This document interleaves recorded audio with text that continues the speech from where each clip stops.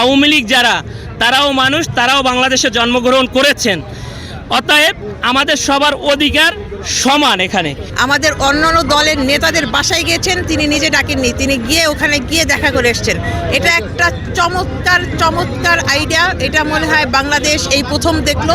মিলেমিশে সবার সঙ্গে মিলেমিশে কাজ করবে, এটাই আমাদের প্রত্যাশা ওনার কাছে।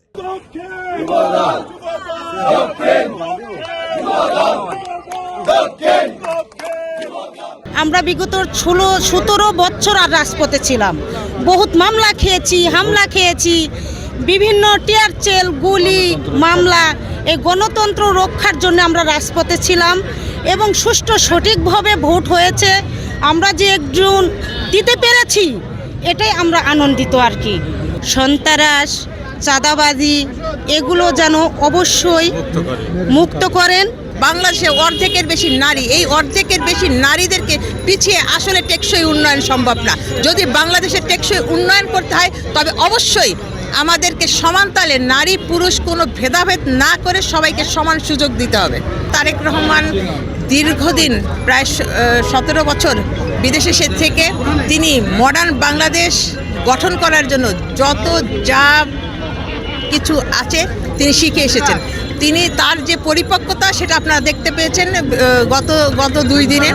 তিনি অত্যন্ত বিনয়ীভাবে আমাদের অন্যান্য দলের নেতাদের বাসায় গিয়েছেন, তিনি নিজে ডাকেননি, তিনি গিয়ে ওখানে গিয়ে দেখা করে এসছেন।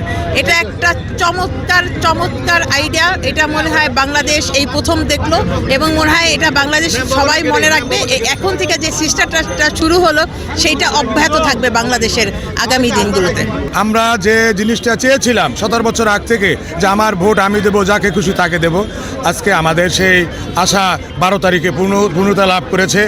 সবার সঙ্গে দলমত নির্বিশেষে সবার সঙ্গে, সরকারি দল বিরোধী দল যারাই থাকুক না কেন, সবার সঙ্গে উনি দেখা সাক্ষাৎ করতেছেন, সবার সঙ্গে মানে মনের কথা আদান প্রদান করতেছেন। এটা অবশ্যই একটা ভালো দিক। এটা পরবর্তী রাজনৈতিক জীবনে একটা ভালো প্রভাব ফেলবে, এটা আমি মনে করি।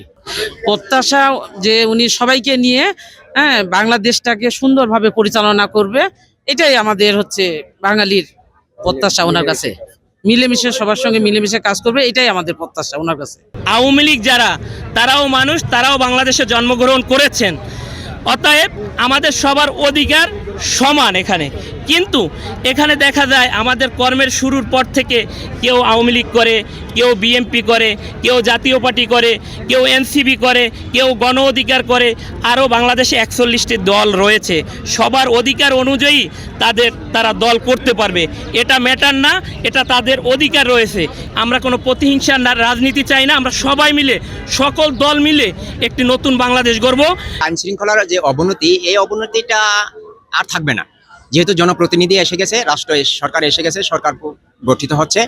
এখন আমরা আশা করব, অতি কিছুটা নাজুক ছিল অন্তর্বর্তী সরকারের সময়, তারপরও সার্বিকভাবে ভালো ছিল। আমাদের যৌথ বাহিনী, RAB, police, army, BGB, BDR সবাই স্বতঃস্ফূর্তভাবে দায়িত্ব পালন করেছে।